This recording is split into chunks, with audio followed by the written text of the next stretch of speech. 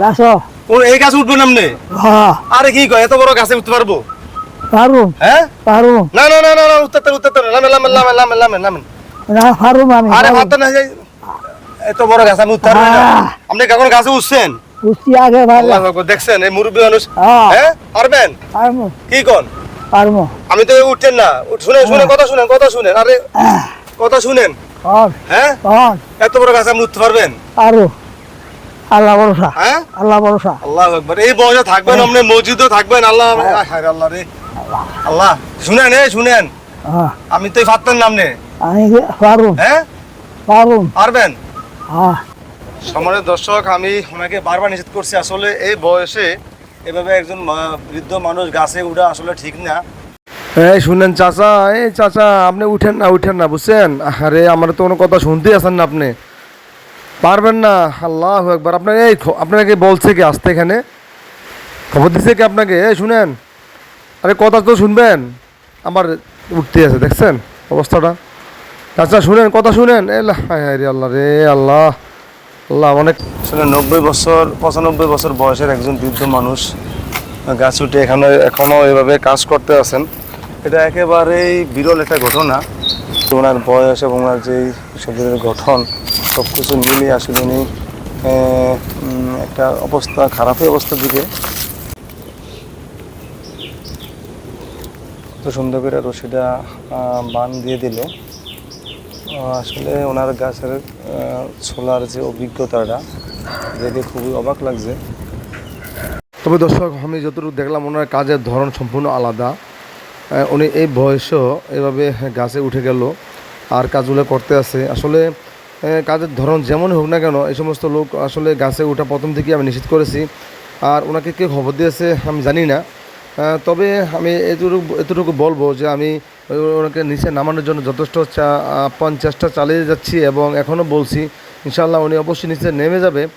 নামলে ওনাকে আমি অনেকগুলো কথা বলবো, আর কি কথা বললাম, এবং কিছু টাকা দিয়ে দেবো যাতে ওনার যেন এই ধরনের কাজগুলো আর করতে না হয়। তো আপনারা আসলে দেখতে থাকুন, আমিও দেখছি আসলে কি করা যায়। তো আসলে এই কাজগুলা মানে খুবই একটা অমানবিক কাজের মতো আমার কাছে মনে হয়েছে। আপনাদের কাছে কি মনে হয়েছে কমেন্ট বক্সে জানাবেন। মুরব্বী, আল্লাহ দোহাই লাগে, আপনি নিচে লাইমা যান, আল্লাহ দোহাই লাগে, আল্লাহ দোহাই লাগে, আল্লাহ একটু ইনশাআল্লাহ আপনি নিচে নামেন, দেখবেন যে আপনাকে আমি আপনার হাজিরা দিয়ে দেবো। প্লিজ দয়া করে আপনি নিচে নামে যান। আপনার উপরে থাকলে যতক্ষণ উপরে থাকবেন আমি টেনশনে আছি, আপনাকে নিয়ে অনেক পেরেশানে আছি। আল্লাহ তাআলা আপনাকে তাড়াতাড়ি নিচে নামানোর তৌফিক দান করুক। আল্লাহটা জোরে জোরে আল্লাহ ডাকেন, ফ্যান একটা ফিনছেন মাশাআল্লাহ। সম্মানিত দর্শক, অবশেষে সেই বৃদ্ধ ভাইরাল লোকটি আসলে নিচে নামতে শুরু করেছে। আমরা দেখি এবং উনি নিচে নামলে ওনার সাথে কথা বলবো এবং ওনার সুখ দুঃখের কথাগুলো আসলে আমরা একটু জানার চেষ্টা করব। তো আপনারাও দেখতে থাকুন আসলে উনি কী বলে, কেন বা গাছে উঠছে, এই কাজগুলো কেন করে যাচ্ছেন। তো ঠিক আছে, দেখতে থাকুন। লাইমে যান আপনি। আরে আপনার কবে কষি উঠছেন না? লাইমে যান লামি হ্যাঁ লাইমে যান লামি আল্লাহু আকবার। আমার হাতটা ধরেন একটু। হ্যাঁ লামেন, মুরব্বী মানুষ। আপনার গাছে উঠতে কইছে কি? হ্যাঁ কথা কই আমি উঠছি। আপনি উঠছেন কেন? তাই আপনার খবর কইছে কি?